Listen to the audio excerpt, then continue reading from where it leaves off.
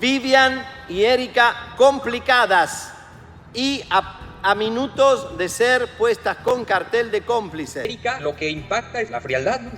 Pum, pum, pum. Y listo, apago el live. Que tiene miedo la fiscalía que Vivian y Erika huyan y se escapen. La amiga de Vivian también, tiene un comportamiento muy extraño, quédate otro poquito, aguanta, es que el regalo está muy chingón, y además con antecedentes que tienen ellas en su relación de amigas. Que el licenciado Salvador González habló de que sí, Vivian y Erika están en la mirilla, están siendo investigadas.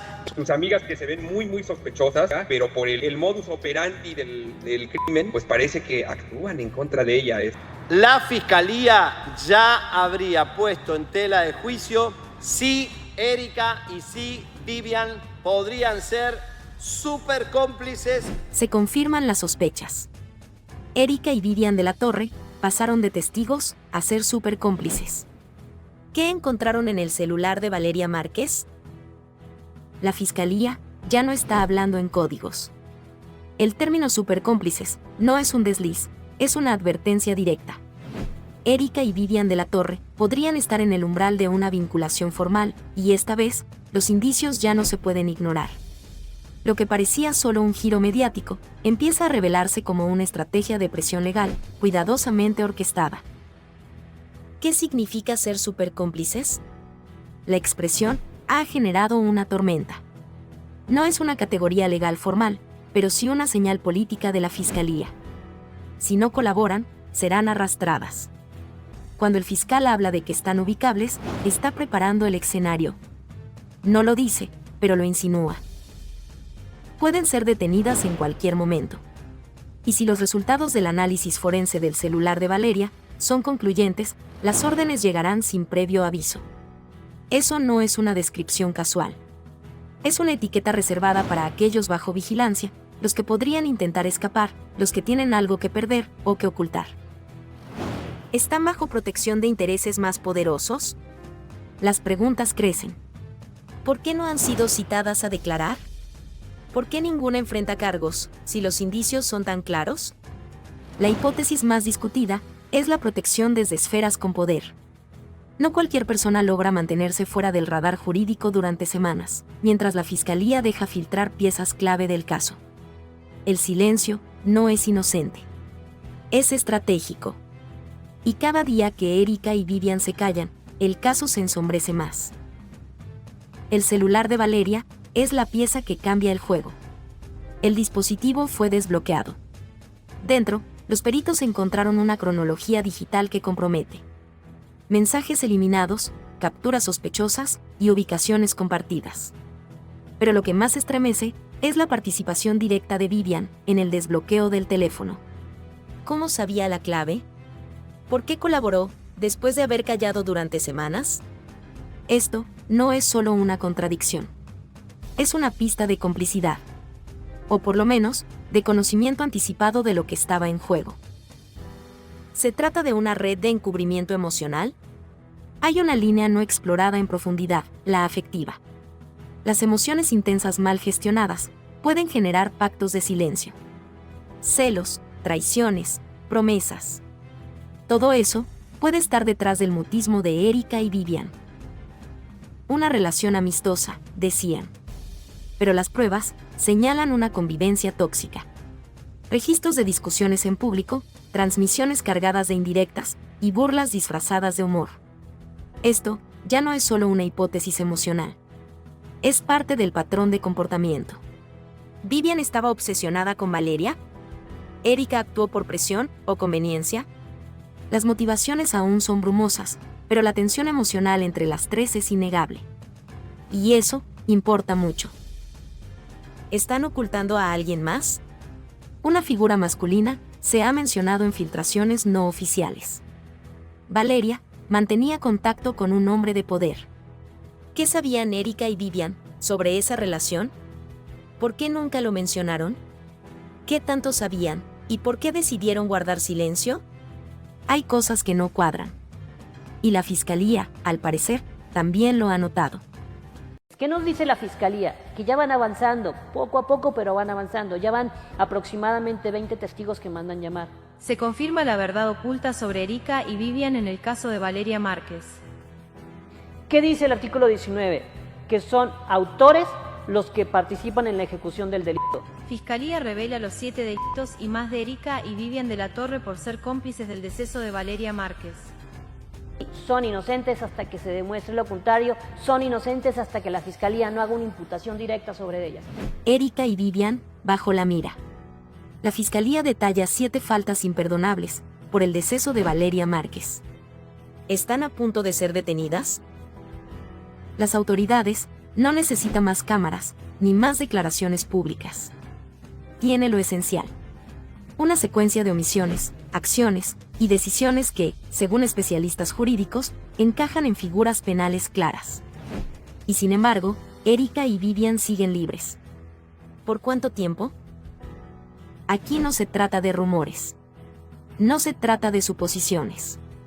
Se trata de una cadena de hechos verificados que exponen a estas dos mujeres como más que simples testigos.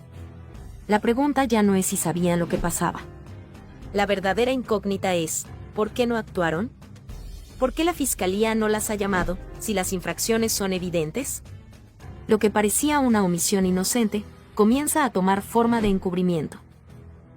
Hay una diferencia sustancial entre estar presente y no hacer nada por temor, y estar presente y tomar decisiones, que afectan directamente el curso de los hechos. Los juristas lo están advirtiendo con fuerza. La ausencia de una imputación no es señal de inocencia. Es, en muchos casos, una estrategia procesal.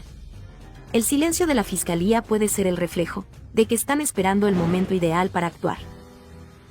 El acto de apagar una transmisión puede parecer insignificante. Pero si el contenido era relevante para esclarecer lo ocurrido, ese acto se convierte en una alteración del desarrollo lógico de una prueba. Apagar el en vivo en el momento en que Valeria necesitaba ayuda, no solo la deja sin asistencia inmediata, también podría significar el corte deliberado de una evidencia clave. ¿Fue temor o cálculo?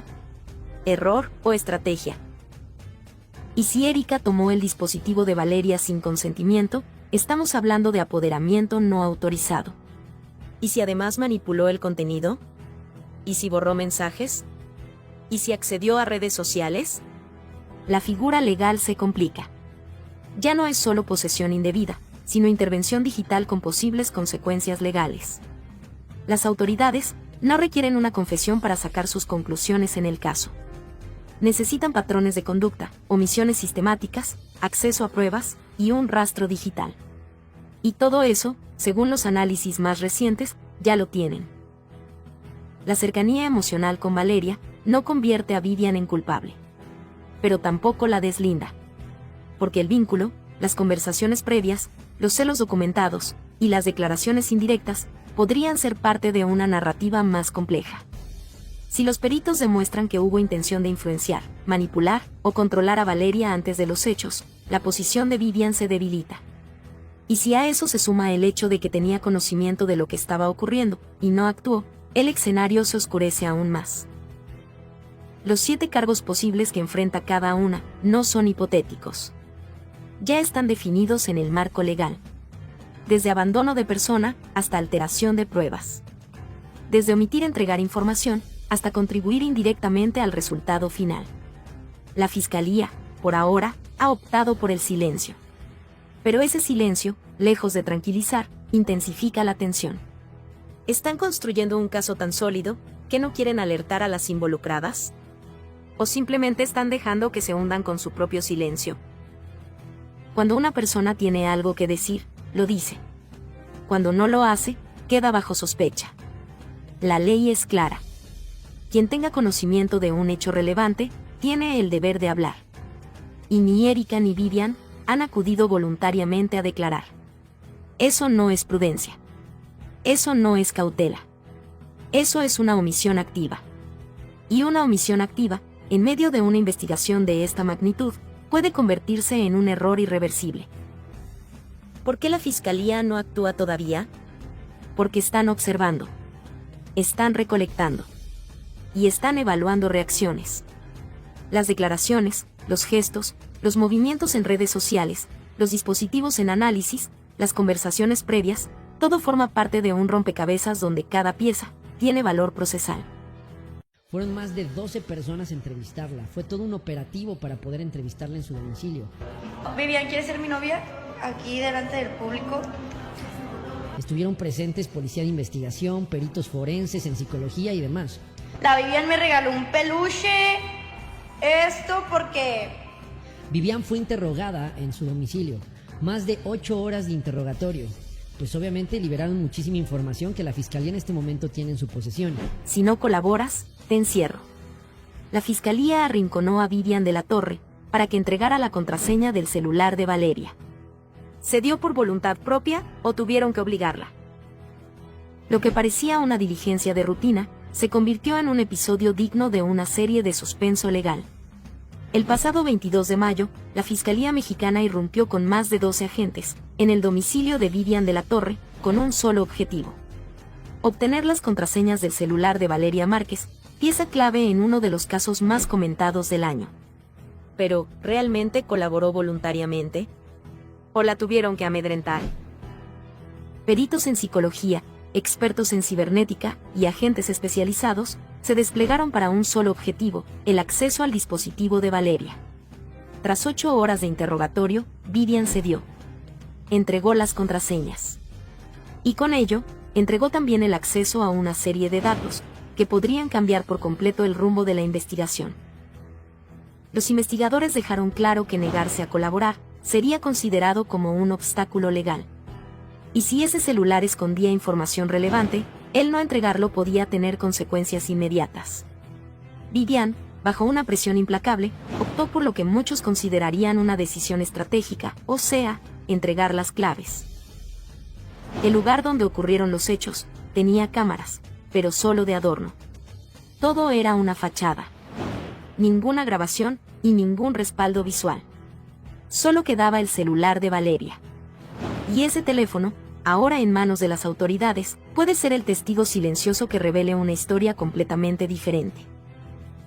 Al no haber imágenes, todo depende del contenido digital. Mensajes, llamadas y redes sociales. Y es ahí donde el acceso concedido por Vivian podría convertirse en su salvación o su sentencia. Recientemente se supo que Valeria no era dueña de la estética, las cámaras no servían, y solo tras una jornada de alta presión, accedió al celular. ¿Estamos ante una verdad maquillada? ¿O simplemente ante un procedimiento desesperado por obtener resultados? Lo entregado por Vivian ha desatado una revisión forense intensiva. Y si hay algo en ese teléfono que la vincule, aunque sea indirectamente, su situación legal puede tambalearse. Los juristas han señalado que lo ocurrido con Vivian podría establecer un nuevo precedente sobre el uso de la presión psicológica como herramienta procesal. La delgada línea entre colaboración y coerción está más presente que nunca. Y en este caso, cruzarla puede redefinir el futuro de todos los involucrados. Por su parte, Erika, mencionada por testigos y señalada en redes, aún sigue sin declarar. Su silencio genera más tensión que cualquier testimonio. ¿Está esperando un movimiento legal? ¿O teme las implicaciones de lo que sabe? La posibilidad de que la Fiscalía esté construyendo una teoría del caso sin suficientes fundamentos comienza a inquietar a la opinión pública. ¿Qué pasará ahora con Vivian? Aunque no ha sido formalmente señalada, el acceso que entregó puede marcar su destino.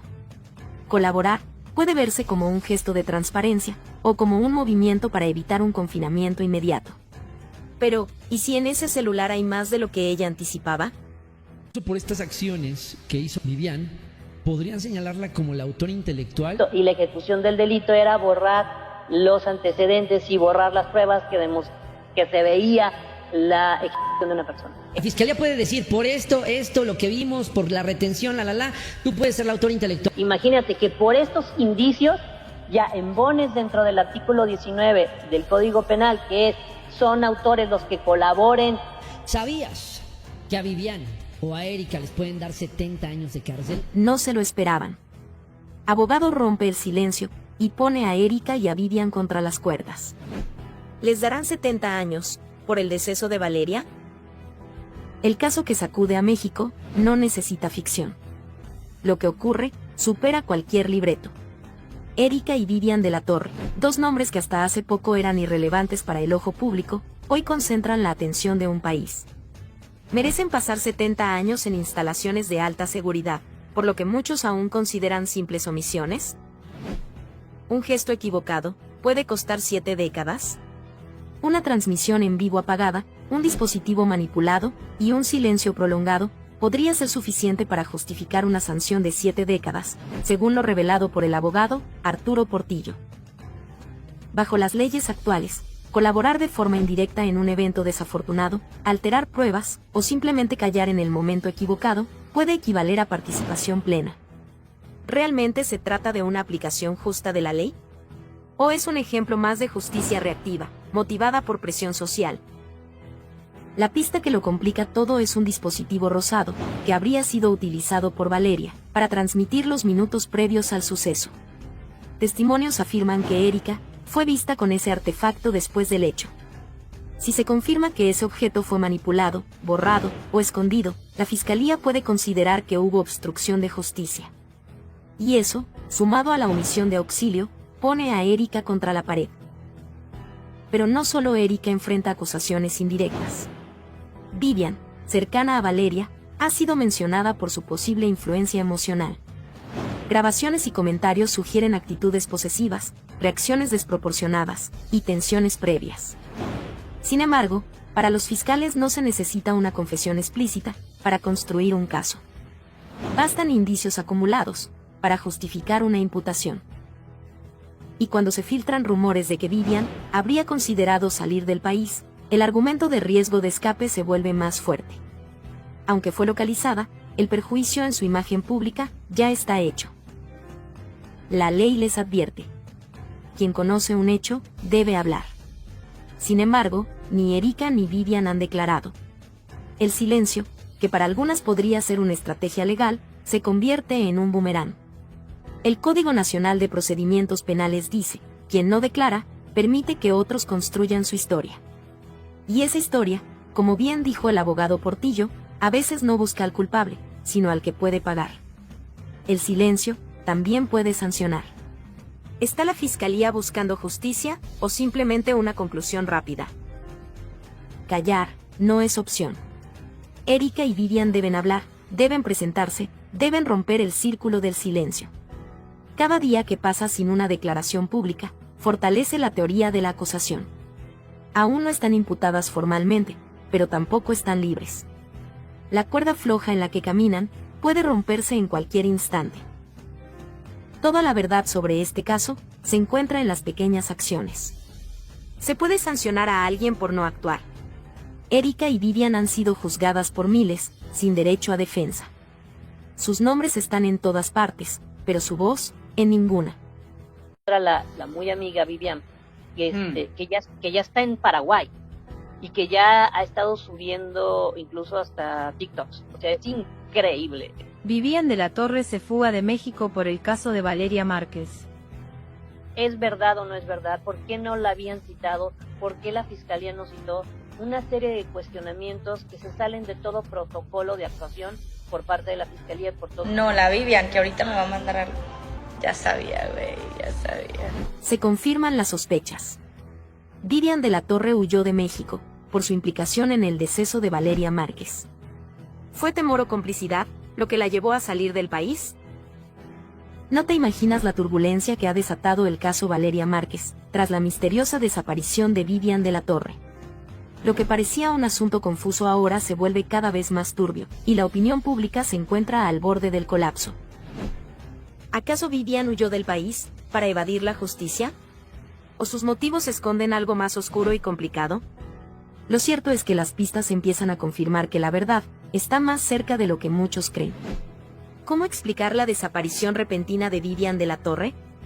Esta pregunta se ha convertido en el epicentro de un intenso debate moral y legal que ha dividido a las redes sociales y los pasillos judiciales. La desaparición de Vivian no es casual ni inocente. ¿Por qué nadie ha interrogado a Vivian? La justicia parece estar dejando pasar un hecho fundamental.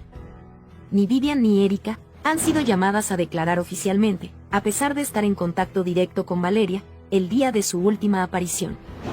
El Código Penal establece claramente que cualquier persona que presencie o tenga conocimiento de un hecho irregular tiene la obligación de reportarlo. No es una opción, es un mandato legal. Sin embargo, la ausencia de acción es desconcertante y plantea serias dudas. Se ha sabido que hubo un distanciamiento previo entre Valeria y Vivian. En uno de ellos, fechado el 7 de abril, Valeria afirmaba lo siguiente: la Vivi ya no quiere ser mi amiga. Me dijo que no le hablara. Este tipo de frialdad desconcierta, especialmente cuando días después, ambas interactuaron en un vivo fatídico. ¿Fue acaso una reconciliación fingida? ¿O había intenciones ocultas detrás de esa aparente amistad? Esta contradicción abre la puerta a muchas preguntas. El rastro de Vivian desaparece y su cuenta se transforma. Testigos en redes sociales aseguran que, tras el suceso, Vivian modificó su nombre de usuario en TikTok y comenzó a publicar contenido desde una ubicación diferente. Se presume que huyó a Paraguay o a otro país latinoamericano, aunque esto aún no ha sido confirmado oficialmente. Lo que sí está claro es que nadie ha vuelto a verla desde entonces. Su silencio no parece una medida de protección, sino una huida. ¿Qué significa esto para el caso? ¿Será que Vivian está evitando enfrentar las consecuencias? ¿Qué sabía Vivian que no quiso revelar? La omisión se convierte en una forma silenciosa de complicidad. Si Vivian fue testigo a distancia, tenía la obligación legal de acudir a la fiscalía y declarar, pero no lo hizo. Si fue ella quien animó a Valeria a quedarse en el local, con frases como, no te vayas, quiero ver tu cara, entonces su implicación es mucho más directa de lo que se pensaba. Si Vivian sabía que Valeria estaba en riesgo, y no alertó a las autoridades, está incurriendo en una infracción legal severa. Sin embargo, la justicia parece dormida ante estos hechos. ¿Por qué los responsables no enfrentan cargos? Para poder encontrar primero a los responsables y el móvil de por qué fue esta situación. Y ella agarró y le disparó, le dio 3 balazos, entonces el repartidor volteó y la vio y el muchacho ya ni cerró la mochila ni sacó nada, se salió corriendo, de hecho se iba a caer el muchacho y no se alcanzó a caer. Revela que testigo ocular confirma que fue Erika la que desvivió a Valeria Márquez con artefacto, y no fue el repartidor. En esto yo volteé a ver a esta Valeria y vi cuando esta otra muchacha sacó una pequeña y le disparó la pistola y ella le disparó por la mano derecha. No fue el repartidor, sino la mujer. Se confirma toda la verdad sobre Erika. Surge un nuevo testigo, que derrumba la versión oficial del caso Valeria Márquez. Un testigo clave acaba de poner en jaque la narrativa oficial sobre el deceso de Valeria Márquez. Y lo que dijo lo cambia todo. No fue el repartidor, fue Erika. Sí, su colaboradora más cercana, aquella que estuvo con ella hasta el último segundo. Así lo asegura una testigo ocular, que presenció el desafortunado instante en el que se interrumpió la vida de Valeria. El caso, que parecía resuelto, se fractura con una declaración, que podría ser el principio de una verdad silenciada por semanas. No te imaginas el giro que esto representa. ¿Es esta testigo la pieza que faltaba, para entender por qué el salón se convirtió en el escenario de un hecho tan devastador? ¿Por qué desde el principio se desvió la atención hacia un supuesto repartidor que, según nuevas versiones, solo fue un espectador más? Según el testimonio, todo era calma en el salón. Valeria estaba sentada, en confianza, junto a Erika. Nadie sospechaba nada. Un joven ingresó, dejó un pedido, y cuando se dio media vuelta, sonaron 3 impactos. Nadie entendió nada. Hasta hoy. ¿Quién apretó el artefacto? ¿Quién se benefició? ¿Quién cayó? El testimonio, aunque protegido por razones de seguridad, es claro. Erika estaba demasiado cerca del lugar, del momento y del poder de decisión. Su silencio posterior solo complica las sospechas. Un perito en ciberseguridad ya había advertido que las grabaciones del salón jamás se aseguraron. El vaso de Valeria, un peluche, e incluso el celular desde el cual se habría transmitido contenido digital tras el acontecimiento, todo quedó sin peritaje. ¿Por qué? No creerás lo que se filtró. En su celular, un mensaje sin enviar lo cambia todo. Me cansé de fingir.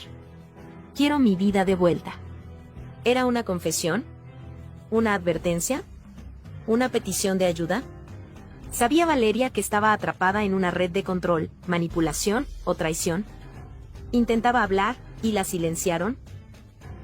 Erika creció a la sombra del éxito de Valeria. Su exposición no era la misma, su llegada a las redes era limitada. Pero tras la partida de Valeria, su nombre comenzó a sonar. ¿Casualidad? ¿Oportunismo? ¿O traición? Después del suceso, la cuenta de Valeria fue usada para realizar transmisiones en vivo, con más de 200.000 espectadores. Alguien capitalizó su imagen. ¿Quién tiene acceso? ¿Quién mueve los hilos detrás de esa pantalla? ¿Y por qué no se ha revelado? Los dispositivos nunca fueron asegurados. Y los datos, ignorados. El celular sigue en el centro de esta tormenta. Las manos que lo tocaron, antes y después del hecho, no han sido investigadas. ¿Es descuido o encubrimiento? La testigo tem por su seguridad. Pero su versión podría cambiarlo todo. Y no es una sospecha sin fundamento. Sus palabras coinciden con lo que muchos pensaban. ¿Está lista la fiscalía para escuchar esta verdad? ¿O la ignorarán como tantas otras voces? Pues estimamos que es más de 1,5 toneladas.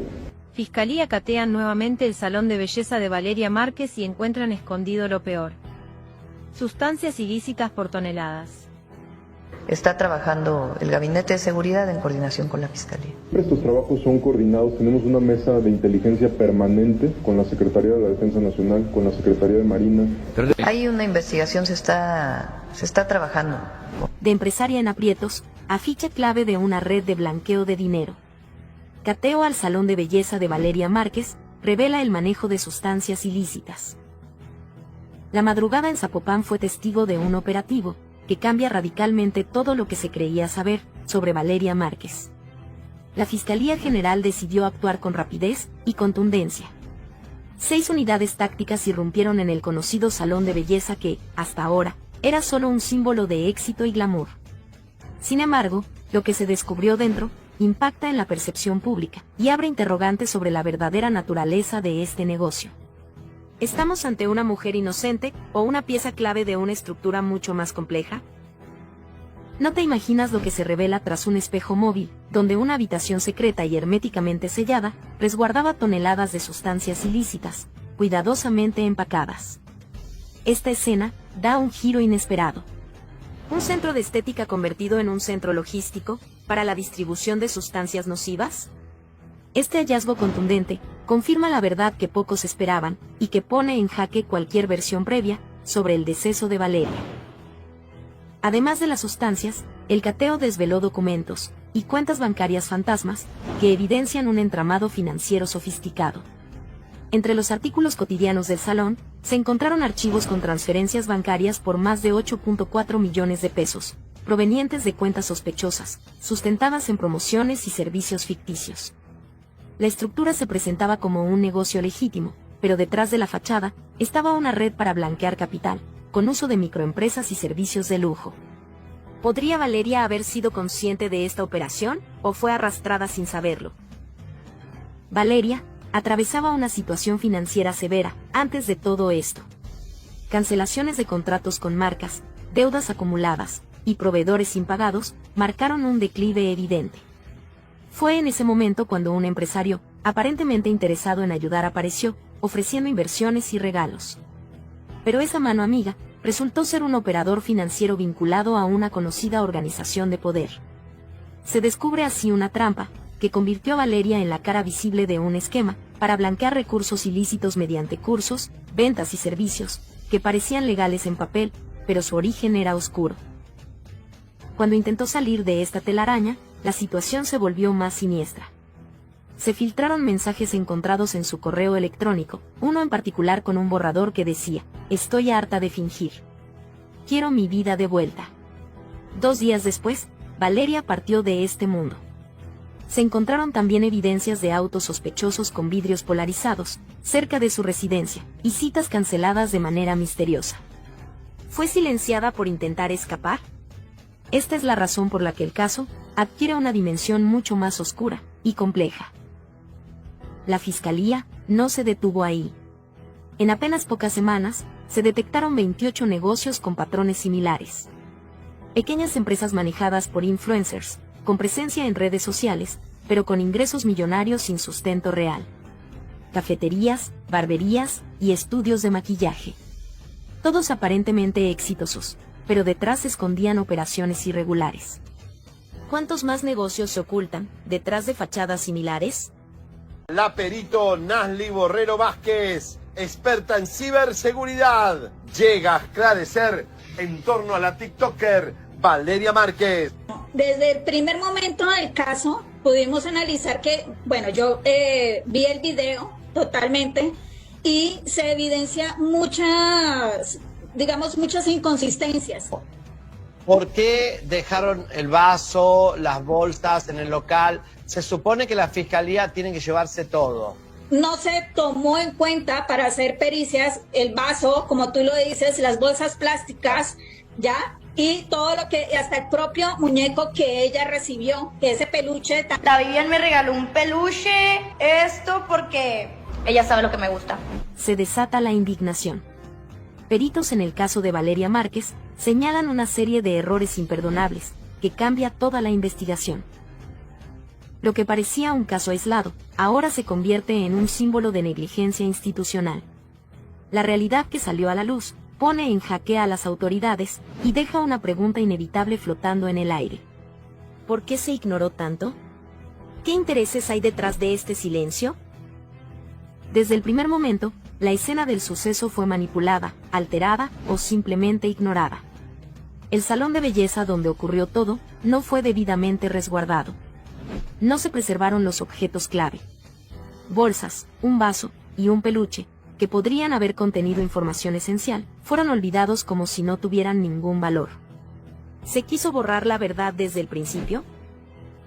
No te imaginas lo que los peritos han revelado. La falta de protocolo fue tan severa, que ahora todo el caso pende de un hilo. Las autoridades no analizaron objetos esenciales. Uno en particular, un vaso que aparece justo cuando Valeria recibe un regalo, ha sido objeto de fuertes críticas. ¿Era una bebida con alguna sustancia? ¿Se utilizó para inmovilizarla antes de la arremetida? Ese vaso, pieza fundamental, nunca fue procesado, quedando al descubierto el nivel de descuido, o peor aún, de encubrimiento. Valeria tenía 2 celulares. En uno transmitía en vivo, y el otro estaba destinado a llamadas. Ninguno fue confiscado de inmediato. Tampoco se analizaron los sistemas de videovigilancia del local. La colaboradora del lugar manipuló uno de estos dispositivos antes de la llegada de las autoridades. Erika apagó la transmisión sin titubeos y salió caminando como si nada hubiera ocurrido. ¿Cómo es posible que alguien que presenció un hecho así actúe con total frialdad? ¿Qué eliminó? ¿Qué ocultó? ¿Y por qué no fue interrogada con rigor? Los peritos fueron claros. La cadena de custodia fue rota desde el primer minuto. Esto no es un error técnico. Es una fractura legal que compromete toda la investigación. Cada paso omitido es una puerta que se cierra a la justicia. ¿Es posible recuperar pruebas después de tal nivel de negligencia? Días después del hecho, se publica un video que simula ser una nueva transmisión de Valeria. Misma voz. Misma imagen. Pero ella ya no estaba. Se utilizó inteligencia artificial para fabricar este material. ¿Quién lo creó? ¿Quién monetizó el infortunio? ¿Se puede permitir que el rostro de una persona que se ha ido sea usado con fines tan oscuros? Desde la escena mal resguardada, hasta los celulares no analizados, y desde la manipulación de su imagen, hasta la indiferencia de quienes estaban a su alrededor, todo en este caso grita impunidad. Los peritos exigen explicaciones por la ausencia de respaldo digital de TikTok. No creerás lo que se omitió. TikTok puede entregar registros detallados sobre transmisiones, ubicaciones y dispositivos conectados. Solo se necesita una solicitud legal. Pero nadie la hizo. ¿Descuido? ¿O una estrategia para que no se conozca quién estaba realmente detrás del contenido? ¿Es posible que la verdad esté en esos datos, que jamás fueron requeridos? Que las autoridades siguen en busca de las causas e incluso ya se sabe cómo huyeron los sitios. Renta, luz, agua, internet. Fiscalía ordena abrir la tumba de Valeria Márquez para nuevo peritaje y lo que encuentra es algo extraño. Aquí donde yacen los restos de Valeria Márquez, quien fue asesinada el pasado 13 de mayo cuando se encontraba en su estética en Zapopan. Si algo me pasa, que todos sepan quién fue. Reabren la tumba de Valeria Márquez y descubren algo extraño que nadie estaba preparado para enfrentar. ¿Pusieron una microcámara oculta en el cabello de Valeria? Una verdad perturbadora deja al descubierto detalles que nadie esperaba. La fiscalía, presionada por inconsistencias forenses, ordenó la exhumación del cuerpo. Pero el hallazgo en esa madrugada silenciosa va más allá de lo explicable. La tumba no estaba vacía. El ataúd de Valeria Márquez escondía más que sus restos. Dentro del pecho, sellado con cera industrial, apareció un dije con símbolos. Un triángulo, un ojo y la letra M. ¿Qué representaban estos signos? ¿Era una señal de advertencia o una marca de pertenencia? Este hallazgo, que no fue documentado en la primera autopsia, plantea una inquietante posibilidad. Alguien manipuló el cuerpo con un propósito. ¿Quién y por qué? Pero eso no es todo. Bajo sus uñas, los forenses hallaron residuos de una sustancia blanquecina, desconocida, y detrás de su oreja, cortes simétricos, limpios y precisos. Nada de esto apareció en el primer informe. ¿Fue omisión o encubrimiento? La familia exige respuestas y activa una segunda autopsia con peritos independientes. ¿Estaba marcada? El cuerpo de Valeria tenía 3 marcas paralelas, trazadas con exactitud, además de restos metálicos en sus manos. El nuevo equipo forense no descarta la posibilidad de un ritual o una advertencia encubierta. Cámaras de seguridad del panteón captaron la silueta de una figura encapuchada, dejando una rosa negra, y una nota escrita a mano que decía, no debieron haberla tocado. La nota fue interpretada como una advertencia, o incluso, una confesión de complicidad. ¿Quién se atrevió a irrumpir en la madrugada, para dejar ese mensaje? En un giro inesperado, el nuevo peritaje reveló una microcámara, escondida entre sus extensiones de cabello. Lo que registró fue devastador. El rostro del responsable quedó grabado. Se trata de un asistente del salón de belleza, reconocido por sus tatuajes. El individuo desapareció esa misma noche, y hasta hoy su paradero es incierto. La grabación no solo muestra la arremetida, sino también palabras que Valeria alcanzó a decir antes del final. Ya sé lo que están haciendo. Estas palabras fueron clave para comprender que ella tenía conocimiento de algo más grande, y que no se trataba de un acto aislado. Antes de su partida, Valeria dejó una caja a una excolaboradora de confianza. Dijo, si algo me pasa, haz que el mundo lo vea. Dentro, había una USB con grabaciones de reuniones privadas, listas de nombres y audios de conversaciones delicadas. Entre los involucrados, destaca una mujer que asistió a su despedida. ¿Era parte de la red? ¿O fue enviada para asegurarse de algo? Un nuevo testigo protegido, que trabajó para esta organización, rompió el silencio. Asegura que lo de Valeria no fue un caso aislado. Hay otras jóvenes, otros nombres y patrones que se repiten. Todo indica que detrás de su caída hay una estructura más grande, que usa como fachada lugares comunes, como salones de belleza. ¿Es esta la punta de un iceberg aún más oscuro? Y ni siquiera podía llegar a su casa porque me debía a mí, le debía a la roomie y me había robado el dinero de mi escuela. Que tú vayas a quitar el live, que es una prueba que tiene, que es una defensa. Llama a la policía. Lo último que vas a hacer es apagar el live y borrar el live. Filtran lo que Fiscalía había descubierto de Erika N, segundos antes de que le quitaran la vida a Valeria Márquez. Hola. ¿Valeria? Sí. Filtran la información que la Fiscalía de Jalisco había descubierto sobre Erika, segundos antes del infortunio de Valeria Márquez. ¿Qué relación tiene el misterioso objeto blanco con la posible coordinación del suceso? ¿Realmente Erika se convirtió en una pieza indispensable para que la desgracia ocurriera? La investigación del deceso de la influencer ha tomado un giro inesperado con la reciente filtración de datos cruciales, que revelan detalles inquietantes sobre Erika, empleada del salón de belleza donde ocurrió el suceso. Y no te imaginas la profundidad de estas nuevas evidencias, que podrían cambiar toda la versión oficial. ¿Fue Erika simplemente una testigo pasiva, o se trata de una pieza clave que hizo la señal clave al perpetrador? Esta pregunta retumba con fuerza en cada análisis y ha encendido una polémica que la Fiscalía de Jalisco no puede ignorar. Erika apagó la transmisión en vivo en TikTok segundos después del suceso fatal contra Valeria. Pero aquí surge una inquietud perturbadora. ¿Por qué optó por finalizar el video en vez de pedir ayuda o intentar socorrer a su amiga? Este acto, lejos de parecer una reacción espontánea, ha sido interpretado por expertos como un posible intento de eliminar pruebas o encubrir hechos. ¿Acaso Erika actuó bajo presión? ¿O se esconde algo más oscuro detrás de su actitud?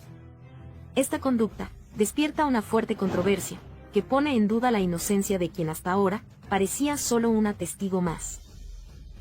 Una nueva pista sale a la luz y apunta directamente a Erika. En el video de la transmisión, justo detrás de ella, se observa un objeto blanco, cuyo significado aún desconcierta a los investigadores. Se confirma la sospecha de que podría tratarse de una señal, un indicio o incluso una orden dirigida al perpetrador para consumar la macabra operación en curso. Esta revelación inquietante intensifica las dudas y la tensión. ¿Existió una coordinación previa? ¿Quién estaba detrás de esta aparente estrategia para quitar del camino a Valeria Márquez? El enigma crece, y nadie sabe qué puede salir de la próxima filtración. Pero la controversia no termina ahí. Vivian de la Torre, amiga cercana de Valeria, también queda bajo la lupa. Vivian insistió en que Valeria permaneciera en el salón, a pesar de sus sospechas sobre un regalo inesperado. ¿Fue esta insistencia una muestra de apoyo o una manipulación para mantener a Valeria en el lugar donde ocurriría el suceso fatal? ¿Qué motivos podría tener Vivian para jugar un papel tan ambiguo? La imagen pública de una amistad inocente se desmanteló y el público exige respuestas. El perpetrador entró al salón de belleza con un peluche y un café, fingiendo ser un repartidor. Estos supuestos detalles amables resultaron ser señuelos diseñados para acercarse a Valeria y consumar el plan. Este método no es nuevo y tiene paralelismos con otros casos relacionados a grupos organizados. ¿Estamos ante una cadena de hechos coordinados? ¿Existe una red que utiliza el engaño y la manipulación para cometer actos atroces? El peso de estas preguntas presiona a las autoridades para profundizar en la investigación. Another cup of coffee had chemicals, I don't know what, a sedative so she wouldn't want to get up and leave. To those who have defamed her, remember that this is digital. Valeria was like, I'm scared, they're going to attack me, they're going to dry me off, but she wouldn't get out of her chair. I asked. Those who are pointing fingers at her to take responsibility. Valeria Marquez. They say her friend poisoned her because of the coffee she drank earlier. Erika's true betrayal is revealed, which shakes the Valeria Marquez case. She was poisoned before the brutal attack that drove her crazy. The new clues that are emerging point to a betrayal that many suspected, and the worst could be yet to be confirmed. The case of the Mexican influencer, model, and businesswoman has become one of the most controversial and shocking of the year. The 23-year-old was dressed while broadcasting live from her beauty salon in Zapopan. What at first seemed like an uneventful event has now taken on a much darker dimension. During the broadcast, Valeria appeared nervous as she talked about a mysterious gift that, in her own words, seemed like a farewell. Shortly after, a man entered the premises, handed her a stuffed animal and a coffee, and minutes later shocked her. But what was revealed later was even more chilling. Erika, Valeria's employee and friend, was present at all times. She was the one who interrupted the broadcast, who approached after the impact, and who now finds herself at the center of the storm. New theories indicate that Valeria may have been poisoned before being hit. The coffee. Erika's closeness was a premeditated act. Although there is no conclusive evidence, the pieces are beginning to fit together in a disturbing way. With a low profile, Erika had been working alongside Valeria for months. Their relationship seemed cordial, even close. However, doubts are emerging. Why did she interrupt the broadcast just when she was supposed to continue recording to record evidence? Why is her testimony contradictory? Was she aware of what was going to happen? Was she covering for someone? This is the reason why many on social media and even experts warn that the case points to a possible act of internal betrayal, and the worst thing is that it always comes from those closest to her. After the media uproar, the Jalisco State Prosecutor's Office declared the case a priority. Toxicological analysis, review of C5 cameras, conflicting testimonies. Everything indicates that the event could have more layers than initially thought. But here comes the crucial question. If Valeria was poisoned before the impact, what role did Erika play? Was she just a witness or also an accomplice? Valeria's case has put the influencer world on alert.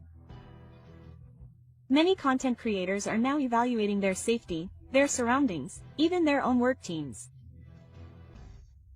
Because Valeria's was not an isolated incident, and because it was revealed that enemies sometimes wear the same shirt. Experts consulted do not doubt that Erika's involvement is proven. It would be a classic pattern of professional jealousy and personal betrayal. Valeria, with success, fame, and affection, was the perfect target for the frustration of someone who felt overshadowed. They say that karma always catches up, but who pays the price when it's too late? Vivian is telling her to stay there because Vivian had known for a while that she had already been paid a lot of money, more than $200,000. Because we hadn't fought, right? We also lasted a while, and I'm proud. When did we fight? Since she had also already shared that money with Erika, who also told her, try to keep it there for me so that this person can go and execute me. How long did we last for a while? Maybe we lasted a while. She was scared because she had already been receiving money from her partner, her ex-partner, who was the person who sent her to execute him with that delivery. Prosecutors investigate Vivian for alleged payment of $200,000. Valeria Marquez was betrayed. What seemed like an isolated misfortune has taken a completely unexpected turn. The prosecution has revealed key developments. New investigations confirm that Vivian was allegedly paid to be an accomplice in Valeria Marquez's sad departure. This revelation changes everything we thought we knew about the case.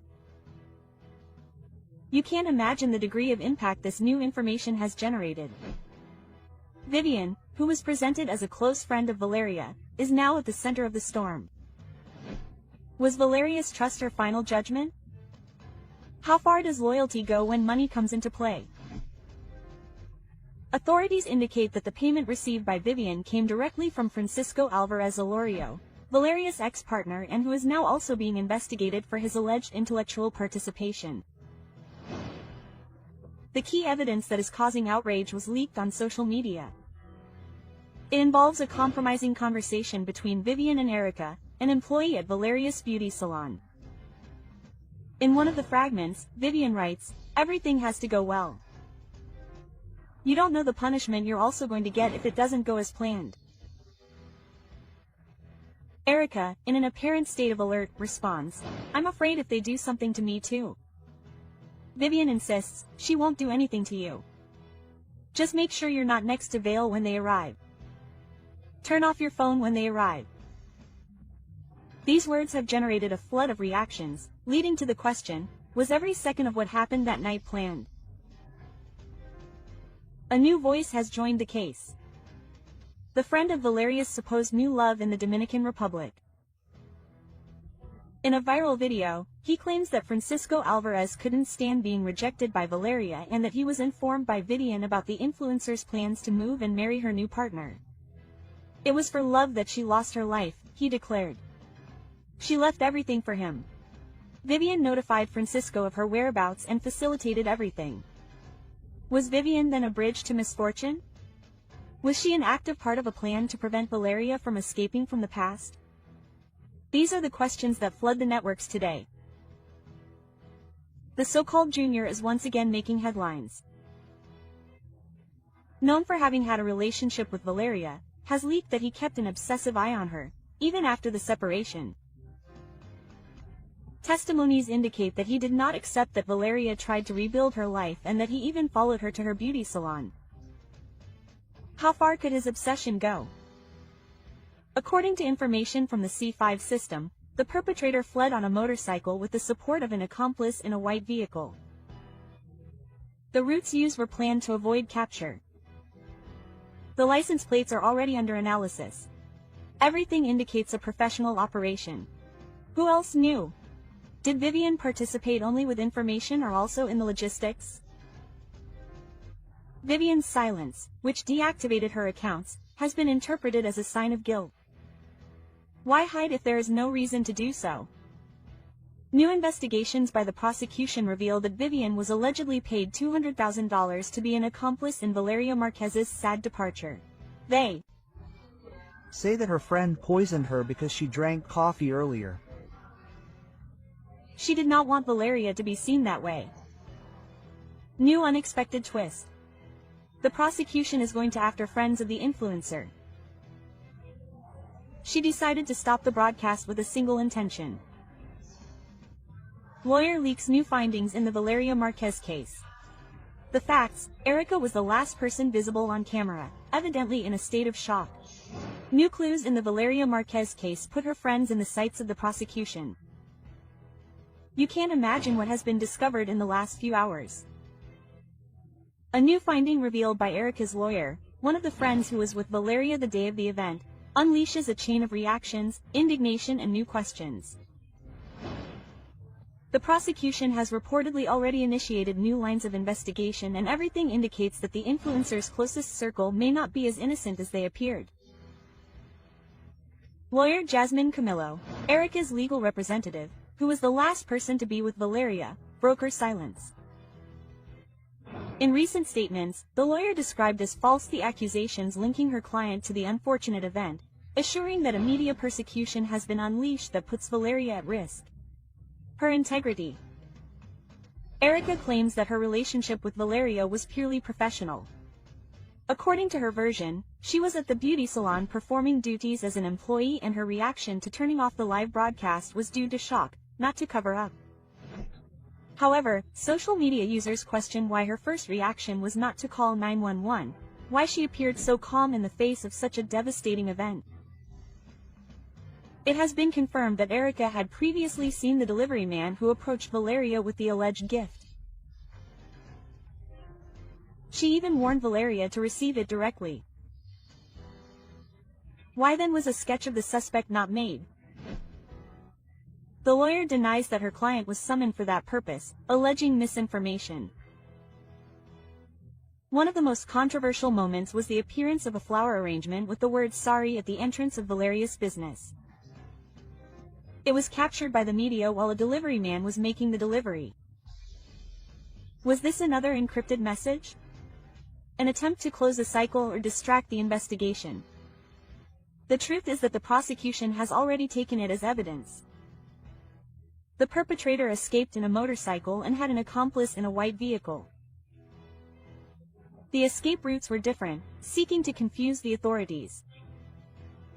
Thanks to the C5 monitoring, the authorities would have already identified the license plates of the vehicles involved. Vivian and Erika knew more. While Erika's lawyer insists on her innocence, social networks are filled with theories. Users claim that there were strange messages, gestures and attitudes on the part of both friends before, during and after the event. It was Vivian who wanted Valeria to stay at all costs. Why so much interest in her receiving that gift? The delivery of a stuffed animal, a drink and the mysterious bouquet of roses raise new suspicions. Were they simple gifts or part of a plan? The prosecution is investigating whether these items are connected to the masterminds. Several brands were pointed out by users for taking advantage of the case to advertise with products similar to those Valeria received. Liverpool was one of the names mentioned. We are facing a commercial exploitation of a misfortune. At only 23 years old, Valeria founded her own beauty salon. While some argue that it was all thanks to savings and family support, others question the origin of her resources. It is because it was prepaid. Was that level of investment possible just with her income as a content creator? She herself explained it in a broadcast: savings, a loan from her father and a lot of discipline. European media have already echoed the case. The video has gone viral, and now not only is justice being demanded in Mexico, but the scandal has crossed borders. Will the prosecution be able to act to meet public pressure? The lawyer leaked new findings in the Valeria Marquez case, and with it opens up a range of questions. Were her friends really on her side? Who gave the final order? And that this boy is now free. The prosecution says that he is free and that they saw him leave on the motorcycle. Now, how are they going to identify him? How is this going to be? It's not just that they get out and execute you? Because part of the modus operandi is to escape, right? The TikToker and the mystery from her friends. Modus operandi begins with the choice of target. The target can generally be because a boss or a boss tells them that this person is going to be the target. Experts arrive to analyze Valeria Marquez's case step by step. Suspicions are confirmed. The other side of the expert report is revealed. In Valeria Marquez's case, who sent the sinister gift? An uncomfortable truth that shatters the narrative built from day one. Valeria Marquez's case was not a random event, it was not a mistake. It was premeditated and has a name and surname, with close accomplices and a plan that was kept hidden until today. You won't believe the details that the expert report has uncovered. How is it possible that no one has noticed the obvious? The entire country is talking about Valeria again. The networks are on fire, the international media asks questions, and in the midst of the scandal, a group of friends remains silent. During a live broadcast, Valeria received what would be her last gift. A package, a messenger, and a tense smile.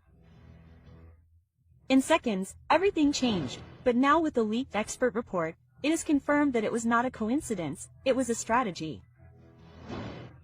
The perpetrator had full knowledge of the target. He verbally confirmed his identity before acting. How did he obtain that information?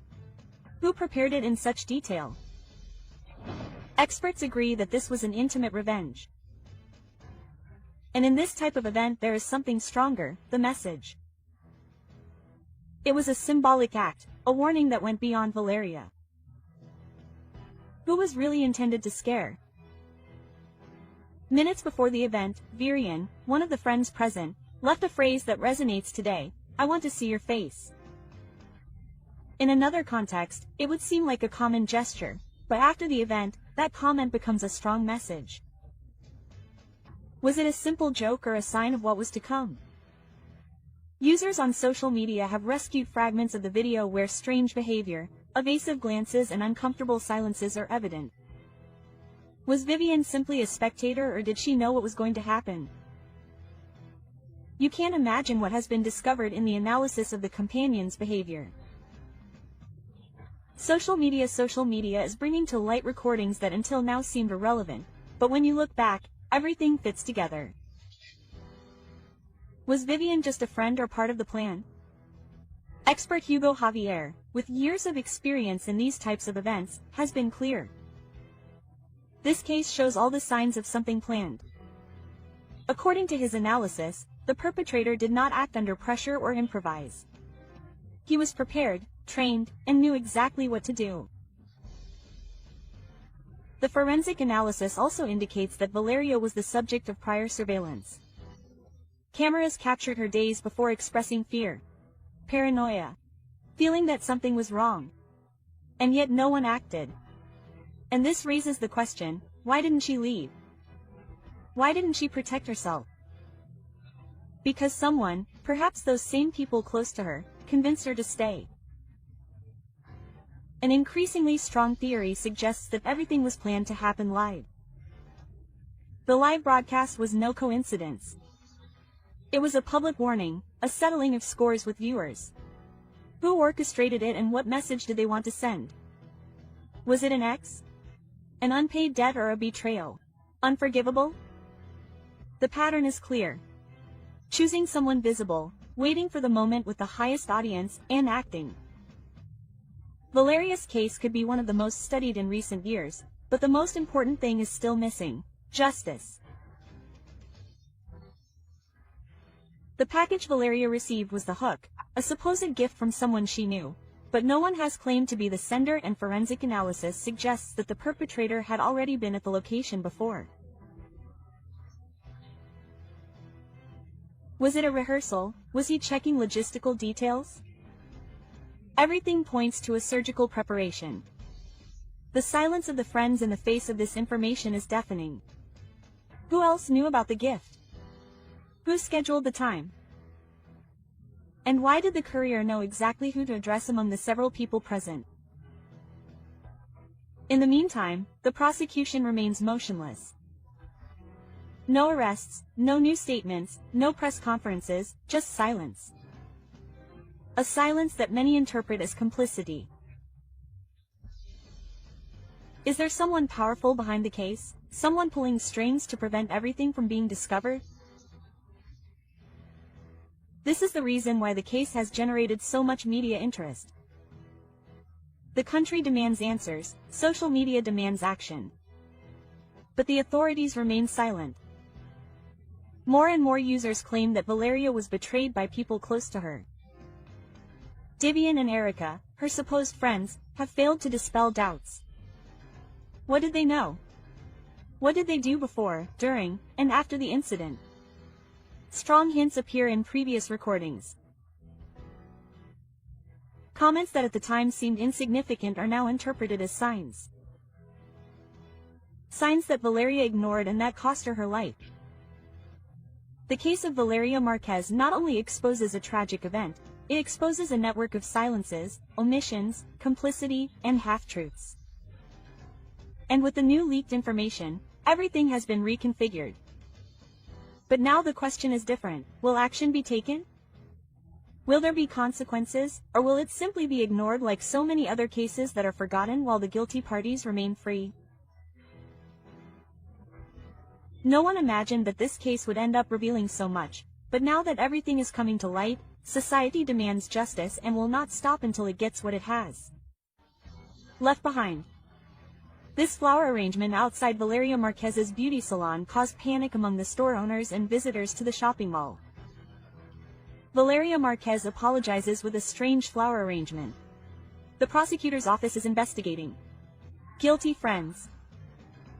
The place was guarded by authorities from the prosecutor's office and the municipal police station. This one, yes, well, the truth is, like everyone else, we are sad and dismayed by what happened to Valeria Marquez. Sorry. A flower arrangement of 12 red roses was left on a white ribbon at the entrance to Valeria Marquez's beauty salon. The mystery behind the strange bouquet of flowers that appeared at the place where Valeria Marquez lived her last minutes is revealed. Sorry, or a macabre message. The red letters that screamed the word sorry not only shocked her followers, but also revealed a dark possibility. Remorse from those involved or a warning to silence those who know too much. The prosecutor's office is not ruling it out. All hypotheses are open. The flower arrangement was left just after the media reported it. They withdrew. Coincidence or a carefully planned move to send a strong message? A live broadcast today takes on a sinister meaning. In it, Valeria interrupts with a chilling comment. I don't feel well. Something strange is happening. What happened next? One of her friends, Vivian, insists that she stay on camera. Minutes later, misfortune breaks out. Why did she insist on keeping her connected? Was it really a surprise gift that she was expecting, or did she know more than she let on? In images and videos from the past, in which Vivian and Erika, her supposedly trusted friends, display certain behaviors, they are now interpreted with a different perspective. Hand signals, evasive glances, cut-off phrases, were they codes between them or just theories exaggerated by collective sadness? However, the fact that Vivian has not appeared before the prosecutor's office, while Eric did so voluntarily, has set off alarms on social media. The flowers placed in front of the beauty salon, among candles and messages of love, could have several readings. Some see it as an act of guilt on the part of the author, others as a hidden warning. This can happen to those who talk too much. The authorities are investigating him as a key piece in this sinister puzzle. The flowers were fresh, recently placed and perfectly aligned. Who would go to that trouble if not someone with clear intentions? There is more than one betrayal behind his case. He was the object of personal persecution, of a betrayal within his most intimate circle. Erika collaborated by detailing the appearance of the delivery man who entered the place. She mentions details such as his complexion, clothing and even his body language. But Vivian, the one who promoted the live broadcast and who asked Valeria to stay connected, has not appeared. Guilt, legal advice or fear that her version will collapse in front of the prosecutors. In the meantime, indignation grows. The people cry out for justice and want to know, was it really a stranger who carried out the plan? Or was someone close to them the mastermind behind this heartbreaking event? Previous videos revealed disturbing behaviors. It is observed how the supposed friends reacted strangely to Valeria's comments. Nonverbal language experts are already analyzing every sign. Valeria sensed something. She lived surrounded by a network of people who silently envied her. Was her own environment helping to cover up something bigger? The Jalisco prosecutor stated that more than 20 people have been questioned, family, friends and partners. But every time a piece of evidence is discovered, two new unknowns emerge.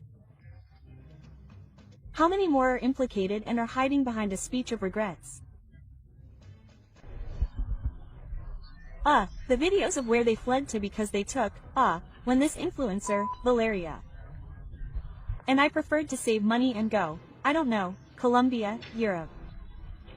They took 2 different routes in 2 different vehicles, on a motorcycle and in a white car. Since then, the property has remained secured and being observed by passers-by. We already have a lot of information with 3 different lines of investigation that the prosecutor himself will make known to you. They once regretted that in a nightclub that is also in a nightclub it was also said that many people were saying that you were gay, is close to you. All the information about where they fled, how they got around, everything was provided through the C5. In other words, the cameras are working and working properly. The key video about the escape of Valeria Marquez's perpetrators is leaked. Who appears in the images? The video that no one expected has finally appeared, and with it a series of questions that are making the authorities uncomfortable and shaking public opinion. Cameras from the C5 system captured what could be the most compelling evidence yet. The perfectly executed escape of Valeria Marquez's perpetrators. Is internal complicity confirmed? Are we facing a systematic deception or the darkest side of the cover-up? Who leaked the video? Is this the beginning of a definitive turn, or will it be hidden by institutional silence? The surveillance cameras did not only record the criminals fleeing. The most disturbing thing is how they did it with millimeter precision, without hesitation, avoiding guarded areas and checkpoints. This was not an improvised escape, it was a calculated strategic retreat, and according to security experts with prior access to the inner workings of the surveillance system. We are then faced with a sinister event planned from the inside. This was not a spontaneous event. It was something systematically planned. Valeria Marquez's beauty salon, located in an area with a supposed police presence, was the scene of a surgical transgression. The perpetrators entered, shocked her and left in seconds. And the worst thing is that the nearest patrol car did not act immediately, claiming confusion about location. Confusion or a deliberate order not to intervene, systematic failures, casual omissions, and now an almost cinematic escape that only strengthens one theory. Someone on the inside facilitated everything. Who betrayed Valeria? Days before the incident, Valeria was already feeling uneasy. This is what those close to her say, who say she said she felt observed, as if someone close to her was watching her. In addition, an argument with a close friend, who has since disappeared from her social networks and has refused to testify, adds to the list of all too convenient coincidences. That friend knew more than what she said. New evidence implicating her is leaking. Valeria trusted her circle, and that circle is now full of silence. She was betrayed by someone in her own circle. Forensic analysis experts agree that the escape shows detailed knowledge of surveillance routes, patrol response times, and the area without coverage. An attack like this cannot be carried out without prior intelligence. And this intelligence, according to anonymous sources, can only come from two places: from organized power groups or from the institutions themselves. We are facing a new pact of silence, a cover-up embodied in uniforms and offices. In the meantime, Valeria's family will not remain silent. Her devastated mother declares, "They took our daughter from us and now they want to leave her underground and forgotten." This video proves it all. We demand justice, no more empty words. They want to give her to you. Quote, "And I said, oh, well, he arrived in about an hour." I don't know if it was the prosecutor's office or the criminals themselves, but there are photographs and they already said, "Oh, no, it's better if I wait for her to arrive because it's very expensive." I don't even know if they've seen it already, but the cameras in Erika's business are disconnected. And Erika calls me and says, "Hey, baby, they're bringing you something and I don't know what." Quote, "The truth is leaking. Who removed the video cameras before Valeria Marquez's misfortune?" While the country demands answers, a new mystery changes everything. Why did the cameras disappear from the salon where influencer Valeria Marquez was left breathless? For days, the media has repeated the same images. A live broadcast, a black bag, an expectant face, but what no one can explain is what is not on camera. The event was partial, fragmented, and incomplete. What does this void hide? And who benefited from it? The surveillance cameras in the salon were allegedly disconnected. This is not a technical glitch, nor is it a coincidence. Leaked photographs of the scene on social media show empty stands, hanging cables, and the exact space where the devices that could have revealed everything should have been. Who removed them? Why are there no images of the exact moment of impact? And what role do the women play?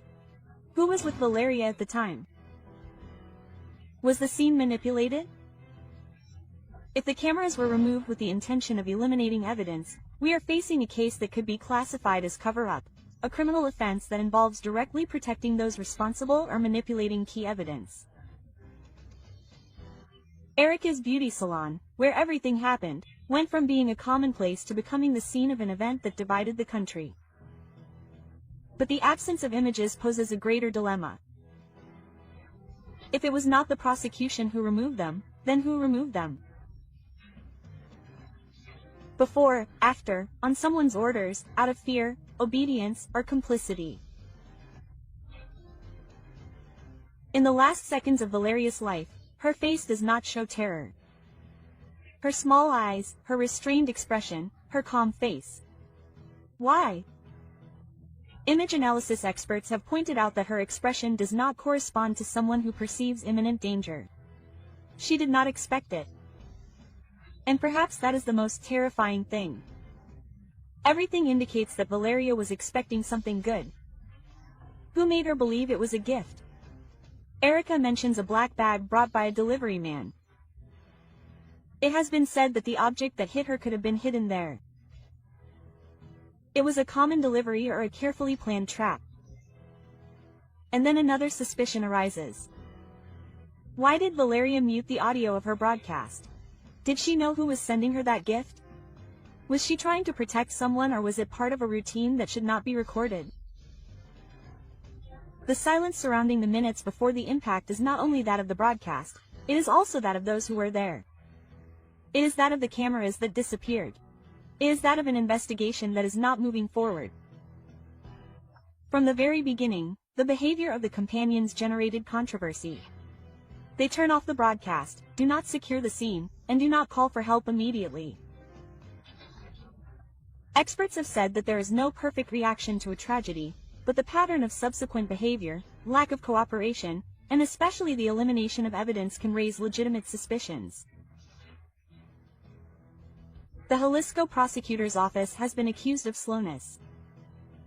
Information has been leaked, but not search warrants. Results are promised, but no progress is made. How deep is the fear? Who does this silence protect? Social media cries out for justice, and in the meantime, each day that goes by without answers allows evidence to be erased, those responsible to be held accountable, and outrage to grow. In the conversation prior to the incident, Valeria mentions that someone had something dear to her.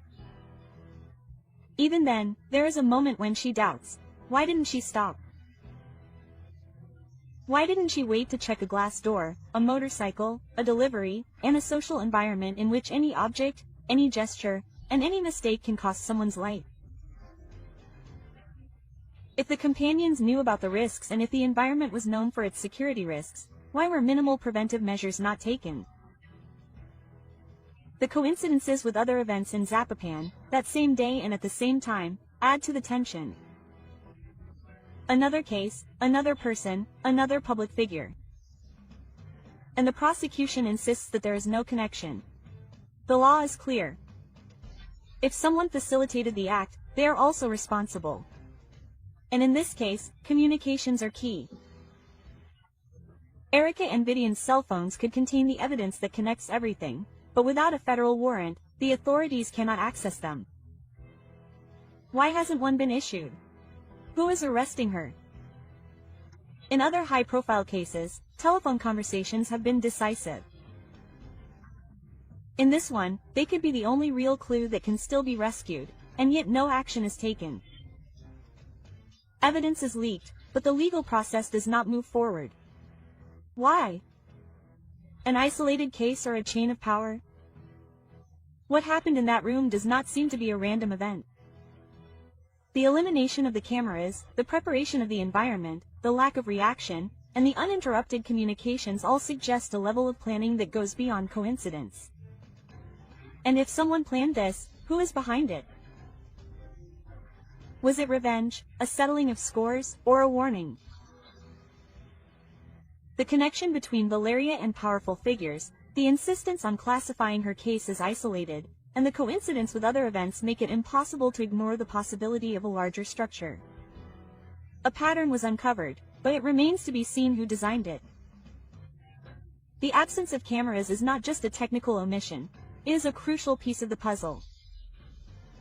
And the question is no longer what happened, but why do they not want us to know? Who pulled the cameras before the impact? Why? And what other truths are being silenced? Tensions are mounting. The country is demanding answers. And you, who have come this far, must be asking yourself, who is manipulating this story? And what will be the price for the truth to come to light? Oh, let him wait for me, the Bible says, because he wants to see my face. Because the impact is how to see it, and this happened live on TikTok. Strong theories, evidence, and videos are spreading on the internet. Valeria Marquez's two friends had everything to do with it. Vivia couldn't stand that her daddy stayed with Valeria. Trusting is good, but not trusting is better. They were going to lift me up. Okay, take good care of your friendships. Tomorrow I'll bridge you. Valeria Marquez's friend, trembling, talks about her friend's betrayal. Plebes who know the Erika of all plebes. The prosecution begins the investigation and reveals strong information. The ambition that cost her dearly. The unhealthy obsession behind Valeria Marquez's unexpected end is discovered. It was not a simple misfortune, it was an event surrounded by ignored signs, broken friendships and an envy that, according to some sources, burned in silence until it consumed everything. As a young woman with a promising future, she ended up facing her last day in the midst of such a hostile environment. She was the object of a chain of betrayals and poorly managed competitions. Valeria Marquez, the influencer who seemed to have it all, beauty, success, and powerful connections, was revealed as the protagonist of a drama darker than many imagined. Her meteoric rise on social media not only captured the attention of thousands of followers, but also, apparently, the envious gaze of those who once called themselves her friends. Valeria was no ordinary figure. Her career as Ms. Rostro and Reina de Belleza was just the beginning. Her appearance on Very Webs alongside renowned regional Mexican artists not only raised her media profile but also positioned her as an icon of luxury and power. Private jets, luxury cars, beauty salons, and thousands of followers seemed to seal her destiny as an unstoppable woman. But every success story comes with a price. At the height of her fame, a figure began to emerge from the shadows, Vivian, her ex-friend. What was once camaraderie turned into a tense rivalry, fueled by rumors, jealousy, and an alleged competition for the affection of a young man linked to a powerful figure in Jalisco. Was envy a silent cause in this case? What secrets did this friendship that has now become the center of attention hold? In a context where access to power is mixed with privilege, it is not uncommon for invisible problems to rise for the public eye. Zapopan, Jalisco, a land of contrasts, has witnessed hidden tensions between public figures who strive to maintain their status. Valeria was not only famous, she was also allegedly in a relationship with the son of an influential figure, which according to various sources, could have caused discomfort and altercations within her closest circle. This privileged relationship was also the target of accusations, rumors, and confrontations. Who was willing to do anything to take her place? Vivian and Valeria shared much more than followers and lifestyle. They shared an environment, aspirations, and, it is said, even the same affections. Tense arguments between the two were reported days before the incident. Witnesses claimed that the verbal altercations were nothing new and that Vivian tried to get between Valeria and her circle of power. Was Vivian just a disappointed friend or a determined rival for anything? How far can the obsession with being number one go in a world of appearances and unbridled competition? One of the most disturbing revelations circulating on social media today is Vivian's shocking physical change. The transformation was radical.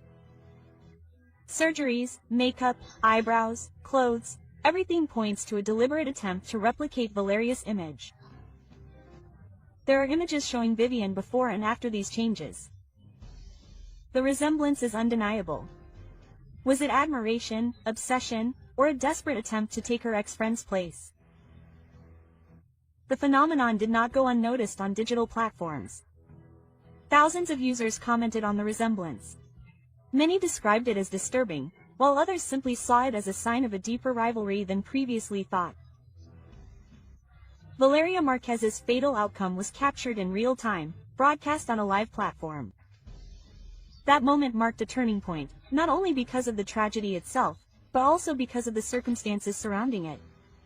There was no visible alarm, no screams, and no prior reaction. How is it possible that there were no warning signs before the impact? Was she surprised or, worse yet, betrayed by someone close to her? Even more disconcerting was the attitude of her friend Erika, who was by her side during the broadcast. Many point out the absence of gestures of desperation and sadness and a serenity that has set off alarms for digital investigators. Why did her face remain immutable? What did Erika know? What else did she not know? Are there more people involved than one might think? What came next was even darker. Individuals outside Valeria's family began visiting the place where her remains rest, recording content for social media with the aim of going viral. The dehumanization has reached such a level that the grief of others is used as a springboard for digital fame. This has been harshly criticized by various social sectors, generating intense debates about the limits of ethics in content creation. Valeria, even after her passing, continues to be used this time as a product for media consumption. Where is the line between informing and profiting? Who truly mourns Valeria's loss and those who simply seek to take advantage of her story? As more details leak out, the pattern seems clear. a successful young woman, a friend with unclear intentions, and a luxurious environment combined with tension. All this in a context where image is everything and where being at the top can mean becoming a visible and hidden target. The case of Valeria Marquez thus becomes a mirror of what happens in many digital and social environments. Covert competition, false loyalties, and a constant interest in attention and power. Her story, far from being an isolated case, could be repeating itself in other lives that today seem perfect on screen, but that in private carry great secrets. To what extent is someone capable of harming what they cannot achieve? Vivian, her transformation, the previous arguments, the unresolved tensions, and Valeria's sudden departure converge in a question that still has no official answer, but the signs are there. The silence of some, the coldness of others, and the insistence of the public to know more reveal an atmosphere of suspicion that continues to grow. Were Vivian and Erika really friends of Valeria Lerda, or were they her worst enemies? Friends and enemies. It just can't be. She was already focused on the fact that a guy had come on a motorcycle to bring her a gift and said he wasn't going to give it to her because it was too expensive. If he was a delivery man, yes. He looked like a delivery man or a bodyguard. No, a delivery man. Hey, delivery man, delivery man. The friends were talking on the live. Oh, let me wait, Vivian says, because she wants to see my face. She arrives with the Starbucks. She moves the doll, which was a teddy bear, a pig, I don't remember, pink.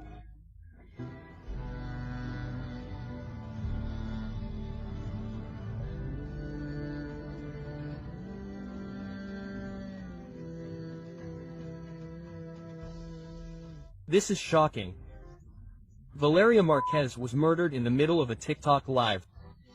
Man, I'm already intrigued by who really sent that to me. The orchestrated betrayal is discovered. They sent her to be deleted out of envy. Who handed Valeria over? The compelling information that reveals the hidden truth is leaked. What few imagined is coming to light, and the details are not only shocking, they are also disturbing. A 23-year-old young woman, a rising influencer, a full life and a promising future, all cut short in a matter of minutes. The question now resonates with everyone. Was she the target of a random attack, or was it someone she trusted? What is discovered changes everything, because behind her friends' smiles could be the darkest shadow, and behind her death a meticulously laid out plan. No one expected this. The entire country has been shocked by the brutal event that marked the end of Valeria Marquez, a young woman who was living her best personal and professional moment. Her death, filmed live during a TikTok broadcast, was as shocking as it was precise. But what is most worrying is not the event itself, but the circumstances surrounding it. Coincidence? Or did someone know exactly when and where to find her? Vivian de la Torre and Erika Hernandez were there with Valeria when it all happened. Coincidence, or were they part of something much more sinister?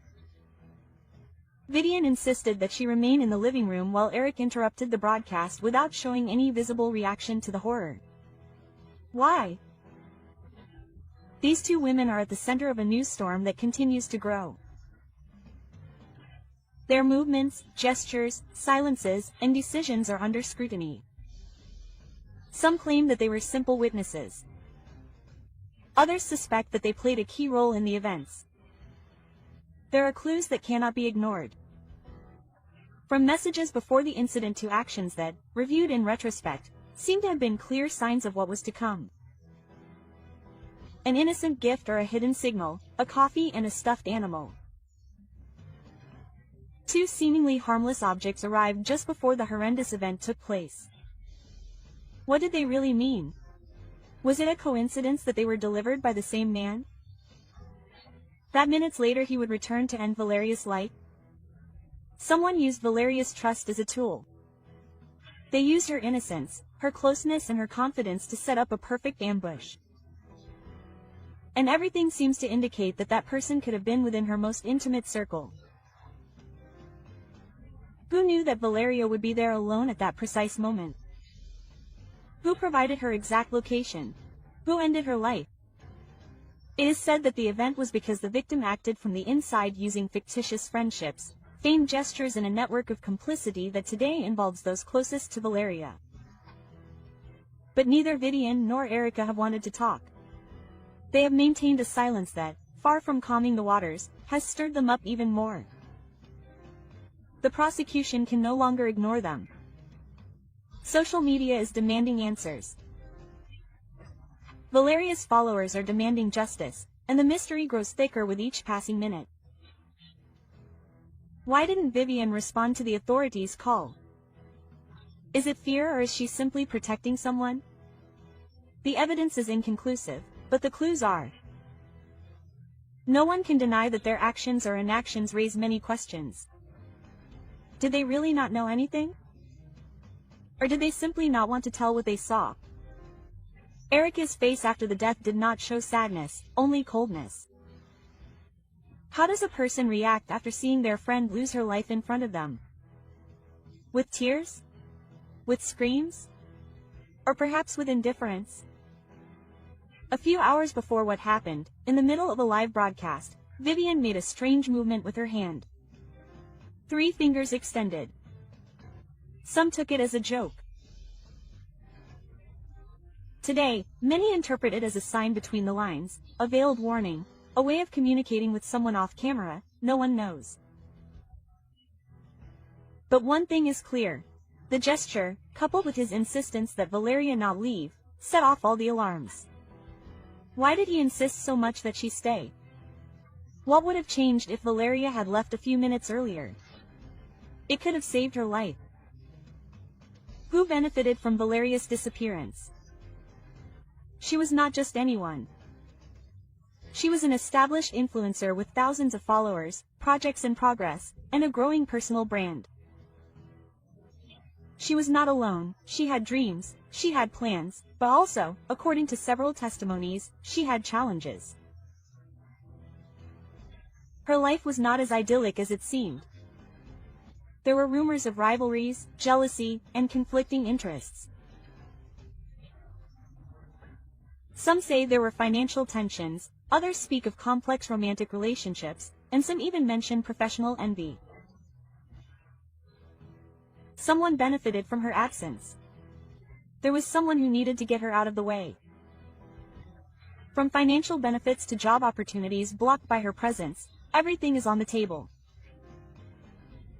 Was it a passionate incident or an orchestrated plan?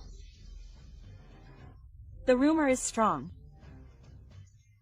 The name of Ricardo Ruiz LWR, alleged leader of a group linked to multiple misdeeds, now appears in the middle of the investigation. Although direct connections are denied, rumors of a romantic relationship between him and Valeria persist. It was a risky connection that should never have happened. Some claim that the possible link between the two could explain what happened. Was it a settling of scores or revenge disguised as misfortune? This twist in the story raises the attention to unsuspected levels and forces us to rethink who could have real motives for wanting to see her in the ground. Who really handed Valeria over? The cameras don't lie, nor do the audios. And although there is no conclusive evidence, some pieces are starting to fit together. And if Valeria did not lose her life by chance, but by betrayal, the most disturbing of theories has come to light. The friendship was a facade. The affection, a well-presented lie. Affection, a cold and calculated strategy to take her straight to the wrong place at the worst possible time. Who kept her in the living room despite the risk? Who knew that day would be her last? Behind the screens, behind the smiles and hugs, a fatal trap was being prepared, and Valeria, oblivious to everything, walked straight towards it. This case cannot be forgotten. It is a reflection of what happens in the streets, in homes, and on social media. It is a mirror of the country. She has already used trust as a tool and a system that must respond to cries for help that were silenced by her death.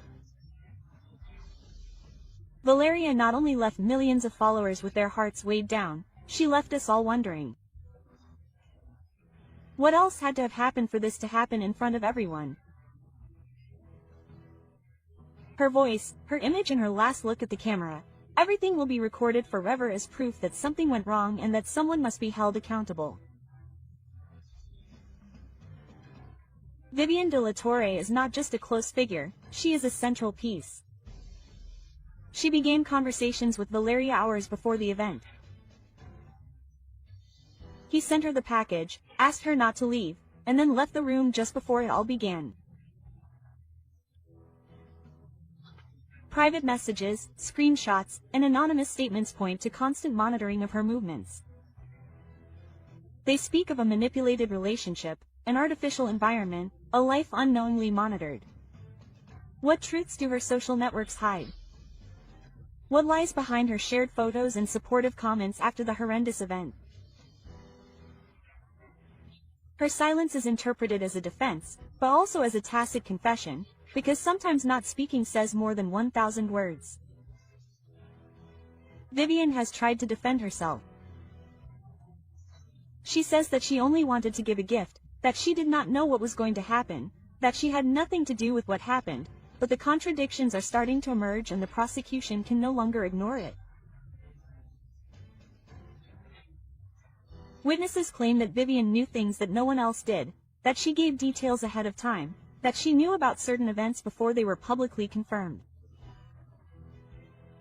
How did she know so much if she was not involved? It was an act planned in advance, and the only way to achieve it was through privileged information, information that most likely came from the inside. What is in the leaked images? Eric walks out of the room with a firm step, without any sign of astonishment or trace of tears. He doesn't even move a muscle when the broadcast stops. Anyone who sees a friend leave would be devastated, but Erika didn't flinch. According to witnesses, she even walked away naturally, without fear or surprise. How does someone who didn't expect what happened react? With tears, screams, desperation, or with coldness? The whole truth about her behavior is being analyzed by investigators, and the first indications are not favorable for her. Friendship, one of the most powerful emotions, can also be the most treacherous. And in this case, it seems that that is exactly what happened. Valeria put her faith in people who perhaps only wanted to take advantage of her popularity, her money, or her influence. Was she naive or simply too trusting? There was jealousy, there was ambition, and there was a struggle for power, control, and visibility. And Valeria, perhaps she was in the wrong place, surrounded by the wrong people. This cannot go unpunished. It is a warning, a reminder of how social media, fame, and success can become a highly valuable currency and a target for resentment and revenge.